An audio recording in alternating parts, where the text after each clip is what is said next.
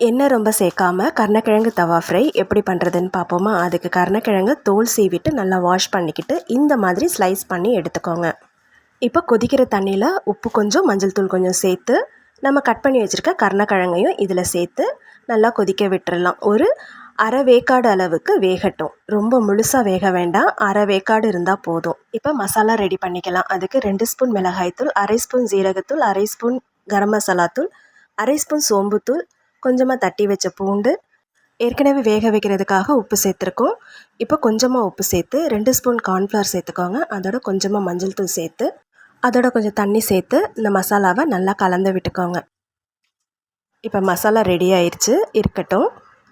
இப்போ கருணக்கிழங்கு வெந்துருச்சான்னு பார்ப்போம். ரொம்ப குழஞ்சி வெந்திருந்ததுன்னா கருணக்கிழங்கு ஸ்லைஸ் எல்லாம் உடையும். அதனால் உடையாத அளவுக்கு நம்ம வேக வச்சு எடுத்துக்கலாம். வெந்தும் இருக்கணும், உடையவும் கூடாது. இப்போ இந்த தண்ணியிலேருந்து ஃபில்ட்ரு பண்ணி எடுத்துக்கலாம். எடுத்துக்கிட்டு நம்ம ரெடி பண்ணி வச்சுருக்கிற மசாலாவில் ஒன்றா தனித்தனியாக நம்ம அந்த மசாலாவில் துவட்டி எடுத்து வச்சுக்கலாம். நம்ம மொத்தமாக அப்படியே கொட்டி பெரட்டும் போது எல்லா துண்டுமே உடையிறதுக்கு நிறைய சான்ஸ் இருக்குது. அதனால் நம்ம மசாலாவில் ஒன்றா போட்டு எடுத்துக்கலாம். இப்போ இது ஒரு அரை மணி நேரம் இந்த மசாலா அதில் செட் ஆகட்டும். அதுக்கப்புறம் பார்த்திங்கன்னா ஒரு தவாவில் எண்ணெயை நல்லா ஸ்ப்ரெட் பண்ணி விட்டுட்டு கொஞ்சமாக எண்ணெய் சேர்த்துக்கோங்க.